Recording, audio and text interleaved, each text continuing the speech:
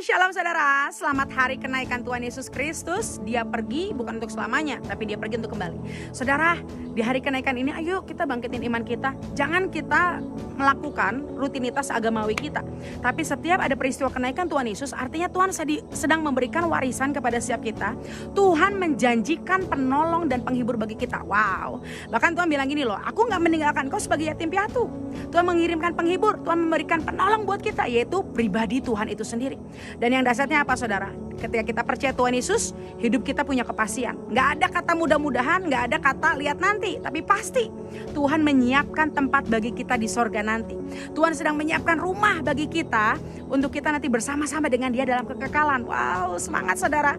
Ingat, pada cara yang sama Tuhan Yesus naik ke surga, cara yang sama Dia akan datang kedua kalinya. Persiapkan diri kita saudara.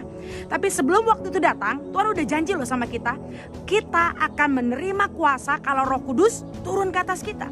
Tapi gak semua orang bisa terima kuasa itu. Kenapa? Hanya orang yang menanti-nantikan, orang yang membuka hati, orang yang merespon dan percaya, dia menerima kuasa. Dahsyat loh saudara, Tuhan itu bukan sembarangan ngomong kita menerima kuasa. Tapi dibilang apa? Kalau kita punya kuasa, kita tumpang tangan sama orang sakit sembuh. Kita mengusir setan dalam nama Tuhan Yesus. Bahkan kita minum racun maut itu gak bisa menimpa kita. Kita injak ular dan kalajengking. Wow saudara. Dan ketika kita menerima kuasa, bukan untuk kepentingan kita, bukan untuk kesombongan atau pamer diri kita, tapi untuk memperluas kerajaan sorga. Speak Jesus for everyone, sehingga semua orang melihat bahwa Tuhan Yesus, Tuhan yang juru selamat kita.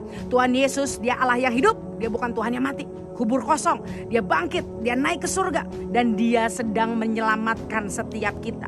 Sehingga seluruh dunia tahu satu-satunya Tuhan yang benar, yaitu Tuhan Yesus Kristus, Tuhan dan Juru Selamat kita. Wow saudara, ayo di hari kenaikan ini saudara kita minta kuasa itu daripada Tuhan. Nantikan Tuhan, jangan tinggalkan Yerusalem. Artinya apa? Jangan sampai saudara meninggalkan komunitas, persekutuan ibadah, hubungan intim saudara dengan Tuhan. Jangan sampai saudara meninggalkan jam-jam doa yang istimewa sama Tuhan.